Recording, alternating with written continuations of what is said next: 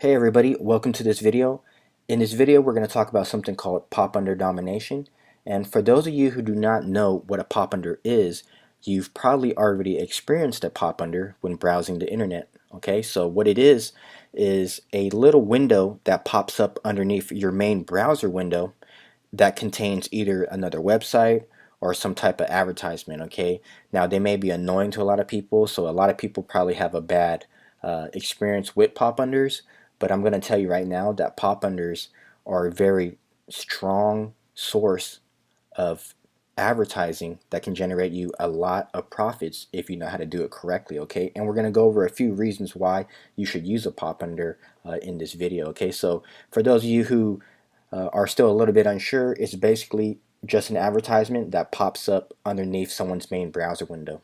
Okay, so that's pretty simple, self-explanatory. So why pop unders? Few reasons. Very cheap click cost. Now some of the pop unders and some of the bids that you're going to pay, depending on the traffic network, you're going to pay under a penny per pop, or let's just say per click. Okay, so every time your pop under loads up, it's going to cost you less than a penny. Depends on what networks and the competition on that network, but for the most part you can get very cheap clicks. Okay, so that's a very good thing.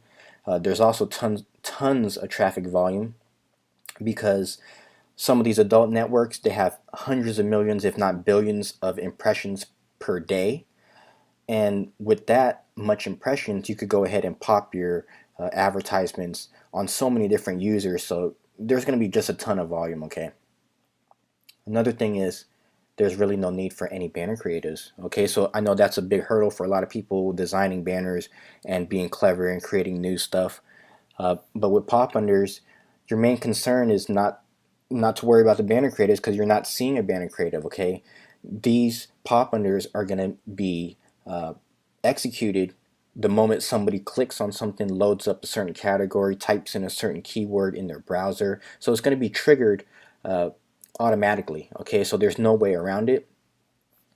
There's no need for banner creatives, so that saves you a headache. And also, without using any banner creatives, it kind of allows you to be under the radar a little bit with your marketing strategy. A lot of the marketers nowadays are visiting these adult sites, and then they are looking at different banners. They're copying your banners, they're clicking through to your banners, finding out what type of landing page you have, and then mimicking and copying your entire sales funnel just because of the initial banner that they seen. Okay, with pop unders, you kind of fly under the radar. A lot of people aren't paying attention. You know what I mean? So it's just gonna pop in the background. A lot of people don't even notice them. Okay, so it kind of keeps you under the radar from having your landing pages ripped by other marketers. Okay, not saying that you can't get ripped. I'm just saying it's a little bit less on the front street compared to having just banners out there displaying what you're promoting and stuff like that. Okay, so it's a very good strategy if you want to stay under the radar. Okay, so another reason why I like to use pop unders is you can target specific categories and keywords for your pop under to display.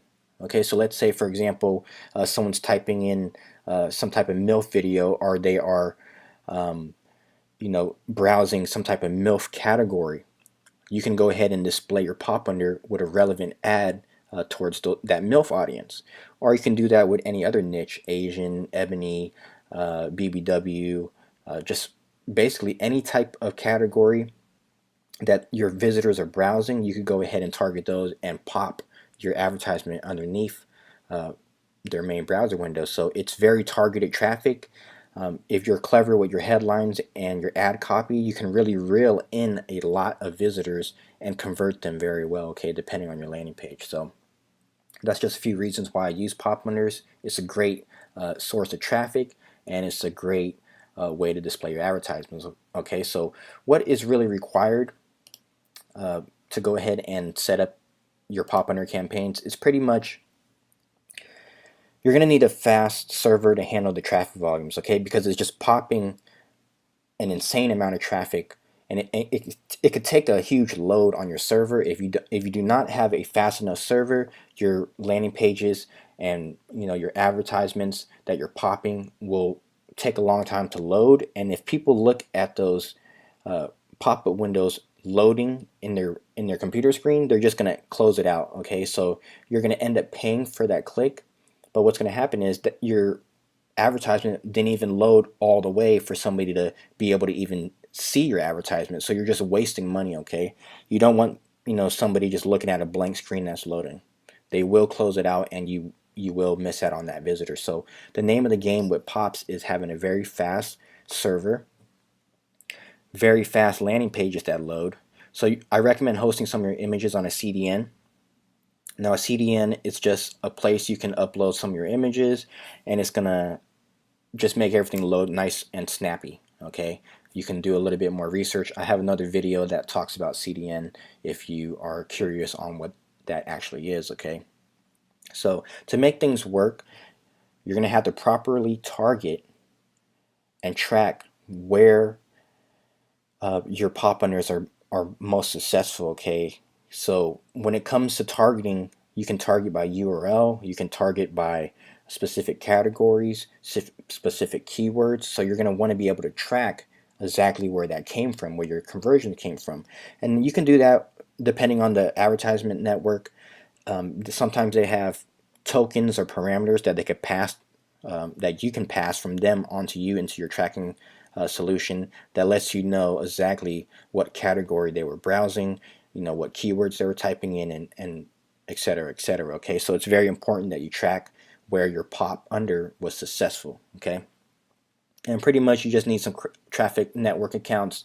There's a whole bunch of different accounts. Some accounts require a large deposit to get going. Some accounts won't let you advertise unless you've been a advertiser on their network for some time. Okay, so there's a few networks that are a little more strict with who they allow to do pops, because again, a lot of people do a lot of gray hat, black hat tactics when using pop unders, because they're so hard to keep track of by the advertising network. So a lot of people will pop malware and spyware and a lot of stuff that's not good for the network and causes a very bad user experience. Okay, like a lot of exit pops and stuff like that that kind of just make it very frustrating for whoever is visiting that website. So they're a little more careful, and they monitor a little bit more tightly on who they allow to advertise pop unders. Okay, so that's pretty much all you're going to need. You're going to need some account setup, and that may take some time, it may take some money, but for the most part you're going to have access to pop under traffic. Okay, so that's just a quick overview of pop unders, why you should use them, and what's required. The only thing I could recommend is just having a fast server. Okay, making sure your pages pop very fast, very crispy. Do your tracking, targeting, make sure you know what's going on. Okay, so with that being said, let's go on and get into the next videos, and we'll talk a little bit more about pop unders.